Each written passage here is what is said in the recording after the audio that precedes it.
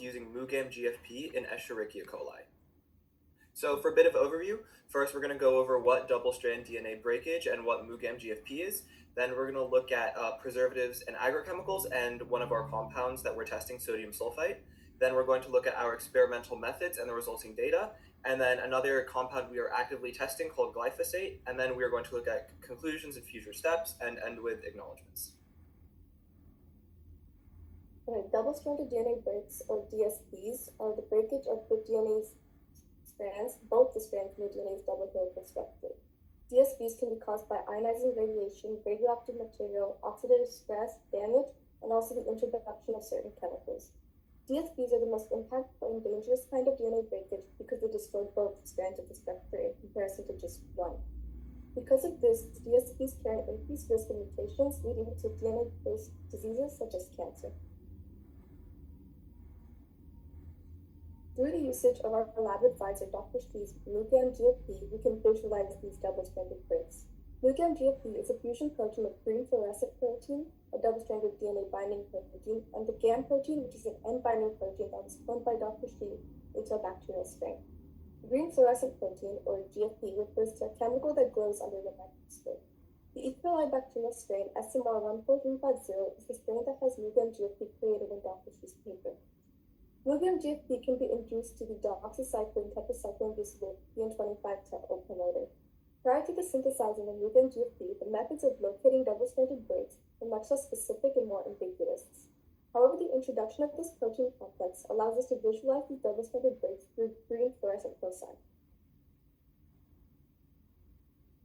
Food preservatives and agrochemicals are common chemical additives used in our food. Food preservatives are chemical additives used to increase the shelf life of food, for example, sodium benzoate in drinks and potassium sorbate in baked goods.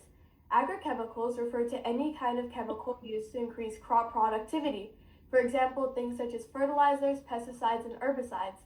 Agrochemicals have recently faced scrutiny because of their potential adverse health effects. While it is almost certain that pesticides have adverse health effects, it is not confirmed on whether these chemicals induce DSBs. Some common pesticides that are suspected to cause DNA damage are lindane, atrazine, and permethrin. Food preservatives have faced much less scrutiny. However, certain chemicals, like the one we test in this experiment, have shown to have potential links to DNA damage.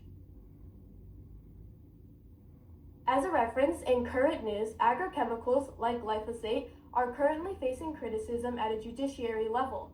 The Supreme Court has gotten involved in the safety of pesticides and herbicides being used in agriculture. It is expected that in June of this year, the Supreme Court will issue a limit on certain pesticides. Hundreds of protesters have convened outside the courtroom to push for more pesticide protections. Many protesters called for a study, specifically on glyphosate, which we will touch on later, to investigate its safety. Currently, a case is being undergone to determine whether or not to limit the use of glyphosate. While it has been determined glyphosate is not likely carcinogenic to humans, the main problem is that products that contain this are skipping essential labeling about the potential cancer risk when using the chemical, even if there's a small possibility.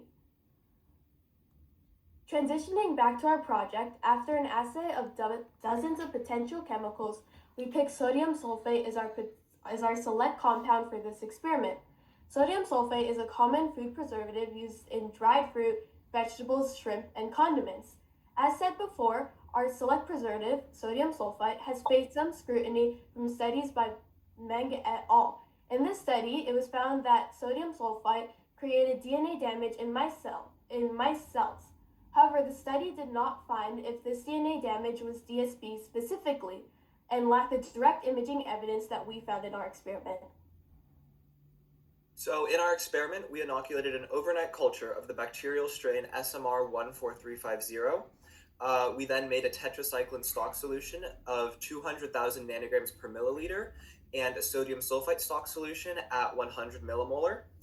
We then took our overnight culture and subcultured it in a 1:100 ratio of LB broth, which we then incubated for an hour before introducing tetracycline by adding 5 microliters of our tetracycline solution to our subculture. We then incubated this subculture for another hour before exposing our subculture to varying levels of sodium sulfite in 5 tubes from 0 to 20 millimolars, and a 6th tube which was exposed to UV light for 15 minutes to work as a control. We then let this incubate again overnight, and then upon returning the next day, we imaged and took photos of these bacteria under a microscope and used automated cell counting methods such as Fiji and ImageJ to count the total number of bacteria, and manually counted the foci. This is just a short visualization or diagram of our experiment. So we have the overnight culture, which goes into our subculture, and we add tetracycline and split it into our 6 tubes. And then here is an image of the bacteria seen under the microscope. The green dots present in this image represent foci or indicate double-stranded DNA breakage.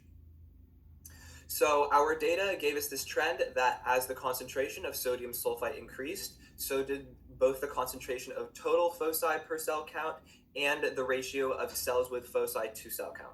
Total foci essentially means any foci seen in the image, and cells with foci refers to any cell that has more than one foci is just counted as one. So for example, a cell that has a bacteria that has 3 foci would count as 3 towards the total foci count, but would only count as 1 towards the cells with foci count.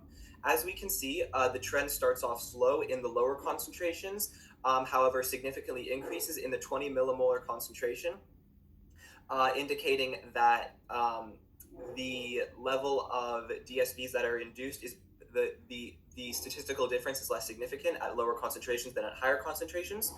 And lastly, an important note is that because we already know UV light induces heavy DNA damage, we had expected a higher ratio of foci to cell count. However, the amount of both total foci and cells with foci for the UV light was higher than our other control at 0 millimolar, which indicates that the MuGam-GFP is working, but just that in future experiments, we would need to expose the cells, we need to expose the bacteria to the UV light for longer. Another compound that we're actively testing is glyphosate. Glyphosate is a common herbicide used to kill weeds. While we've conducted the same experiment with glyphosate with the same methods as sodium sulfite, we have not finished analyzing the data from this experiment yet. However, in our preliminary analysis, we did find an interesting result with a tube with 20 millimolars of glyphosate concentration. In this tube with 20 millimolar of glyphosate concentration, it did not show up the same as normal bacterial growth with foci that we had seen before. Instead, the bacteria appeared very faint, dark, and elongated, and generally unlike what E. coli bacteria growth should look like. The first photo on the left is the original photo, and the photo on the right is one that has had its brightness and contrast heavily altered in order to see the bacteria better. The faint green dots in the background represent nothing, but the faintness present in the photo might mean that the introduction of glyphosate is inhibiting the MuGam-GFP, and therefore the induction of the PN25-TET0 inducible promoter is making it not glow as much. And the elongation of the bacteria is a phenomenon called filamentation, in which the SOS response is activated, with one response being to grow larger, in this case elongated, in order to survive better. While the results are not yet conclusive, our current progression suggests that there is a correlation between the increased concentration of sodium sulfite and the increased amount of DSPs. Lower concentrations of sodium sulfite did not seem to have a relatively significant impact in comparison to the higher concentrations, such as the 20 millimolar. It is important to note that our research does not suggest that the sodium sulfite in our food causes the DSPs, as the level of sodium sulfite in our food is typically lower than that of the concentration that we used in our tubes, with only the 1 millimolar tube realistically matching those concentrations. However, our research still shows there is a dose-response relationship between the sodium sulfite and the DSPs that indicates that the sodium sulfite does cause damage.